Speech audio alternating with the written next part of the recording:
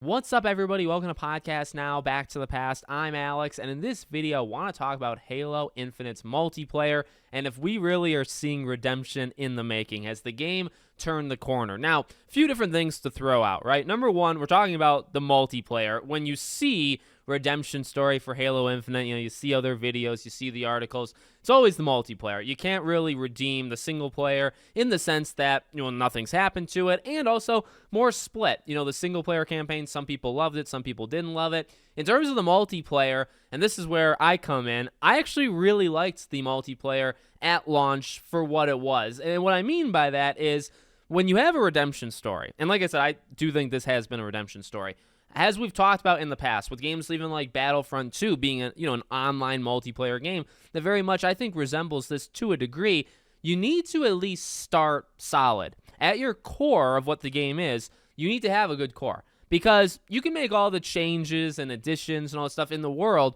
but if the base of the game is just not good, and I would honestly, you want to look at another Xbox comparison, Redfall. People saying online, Redfall's so much better now. The base of that game is still atrocious, or it always has been atrocious. So you can add and patch and do your 60 FPS things and all that, but at the end of the day, you still have what Redfall is, and then it's surrounded by other stuff, and the game itself is still terrible. So you can only add so much to it. When you have Cyberpunk, when you have Halo, even when you have No Man's Sky, at least there's an idea there, right? And there's some things in the actual game, but there needs to be like a solid premise, a solid base to build on. And I think for Halo Infinite's multiplayer, it was always good. And this is what I thought about Star Wars Battlefront 2. Battlefront 2 from the beginning was an extremely good game, functionally, mechanically. It obviously had many of issues, when it came to loot boxes and how you earn characters and all that jazz that even got like legal ramifications against them. And then once they started to figure out and added stuff, then it started to become, okay, this game is like phenomenal. But it needed to have a good base. Halo Infinite has a good base, always did have a good base. And, I had just, for this channel, we're going back, playing some different games. I actually replayed Halo 1 for the first time, and God knows how long it's been since I played Halo 1. And to see how it feels, Halo 1's legendary, and I played the multiplayer, in the Master Chief Collection. But to go from that to Infinite, and I played Infinite back in the day, but it's actually been a little while, it's astounding, the change. It's much more fluid. It's much faster. It feels like, I don't think a game with the kind of feel that Halo 1 had, I don't know how well that transfers into 2020. Obviously people are still playing it. I feel like that more, again, faster pace, fluidity kind of thing. You think of the Fortnites and the Apex Legends and just what the kids now are playing and whatnot, but it feels more fast, right? The fluidity is definitely there, much more than it was back in, say, the early 2000s, right? So that's what I want to start at. In order to have a redemption, I think you always need it to be pretty darn good. Now, has Halo had a redemption? Yes, I think from the sense of just what they've continued to do with the multiplayer. I don't want to come at it from, has it had like a player resurgence? Because that is such a, number one, it's actually very hard to tell. If you just go based off of Steam, and Steam is not like the be-all, end-all, right? Because you also have Xbox, right? But when it comes to Steam, obviously, when it first came out, huge player base. I think 271,000 was its, biggest number, and it trailed off considerably. And, you look at it over the last little while, it'll have the lows of like 4,500 players. But, back in, I believe, October maybe, it got to 18,000, then it's kind of going down. It's averaging, maybe 6,000 to 8,000 every single day. Now, it is getting more players than it did, and I would say, to be safe, it's getting more players now than it did during like the dark ages of this multiplayer, right? Kind of right after it came out, and it didn't have enough that kept people coming back to it, right? Now, here's another thing I'll throw in. When it comes to live service and kind of keeping games, alive long term, I'm not a big fan, but not just am I a big fan, I'm not like well versed in it, right? I'll play them and I'll tolerate them, and again, I actually really like the multiplayer of Halo Infinite. But I can't speak so much to like the practices of it and comparing it to, how does Fortnite do it? How does Apex? Because I don't play a lot of these games, right? When it comes to what I can see from Halo Infinite, it does seem like the additions that they needed to make, they made. You have Forge mode. You have Halo 3's, maps being remastered or, kind of brought to life. You have all of these different modes and some, like Infected modes that, and I will say, you needed to have at launch and you didn't. And that was a big mistake, and hence why it needed to have a redemption story, right? There weren't enough maps. There weren't enough modes. There wasn't Forge mode. There wasn't probably half of what this multiplayer game should be.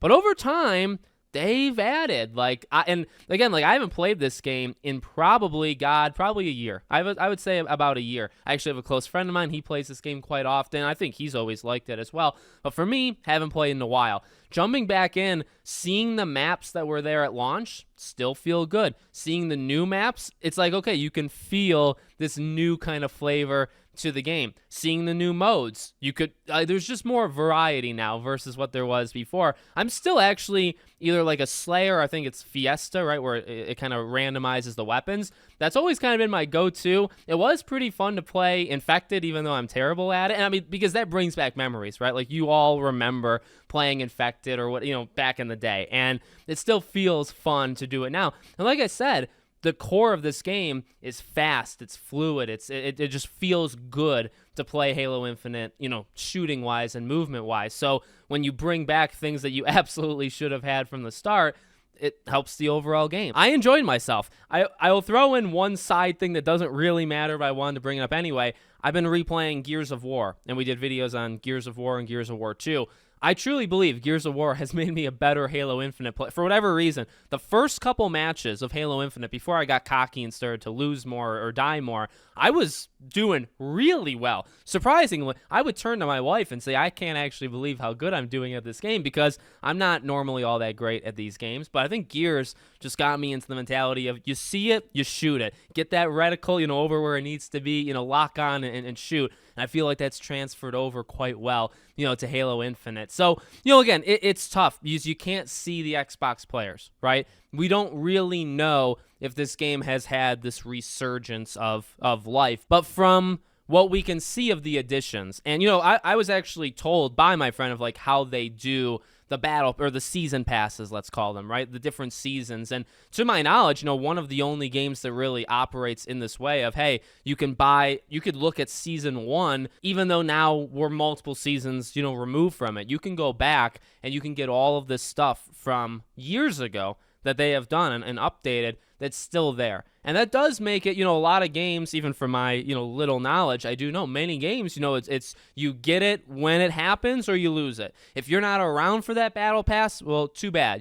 Sometimes when it comes to like characters and stuff, I think the Crash Team Rumble is an odd example, right? Those characters aren't going to go away. That you can find a way, or they'll give you a way to unlock characters even if you kind of miss out on it, right? But things more like cosmetic. And then there's so many cosmetic, options in this game. Even though I don't care about it all that much, there are plenty of them. The premise, the idea that, well, you can get it when it's happening and you can participate, and there's, free components, paid components. But also, if you miss out on that and you're playing it like me, and I mean, if I was serious about this, I really could go and I could get everything that I missed. And I mean, that doesn't really happen all that much. So honestly, one thing definitely to throw out their way, right? Regardless of whether you liked it and you still like it, or you didn't like it, you still don't like, wherever you stand on it. The one thing for sure you can say is they have stuck to it. They have progressively added stuff. Did they add stuff too late? Oh, they absolutely did. It took them a very long time, and I think they've paid for it. I think,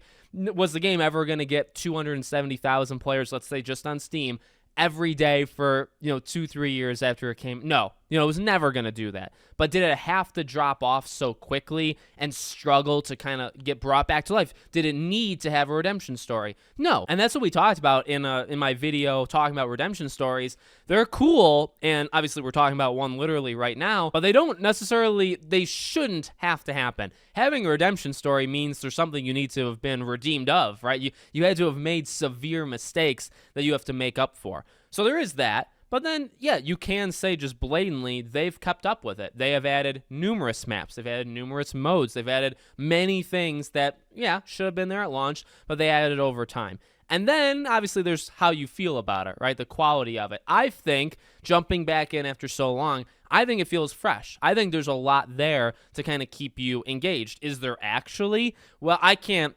promise you this is a game. I'm not going to lie to you and say, yeah, I'm going to play this game every day for the next 6 months. You know, I jump around more than almost anybody playing all these games of old and also new. I'm not going to stick around with it. I wanted to do this, you know, for this video. And even before I jumped in, I could sense, or you could see, I mean, why is there videos and why is there all this stuff? Well, you can just go online, go on YouTube, go on Twitter, see all the people saying about this, you know, turnaround that they have been doing. You can see it. You can see from people's reactions that, yeah, they've definitely been putting in the work. And then it's just, you know, have they brought back players? Hard to fully tell, you know what I mean? But at the same time, I can appreciate it. I think they've done a really good job, and I had a lot of fun. I mean, you know, my own personal thoughts, I had a lot of fun with what I played in the time that I played it, you know, for this video. And I think it's much stronger now than it was when it first released. There's more to do. There's just literally everything has more to it. And again, the base game was always good. The base mechanics of shooting and moving and just it was always good.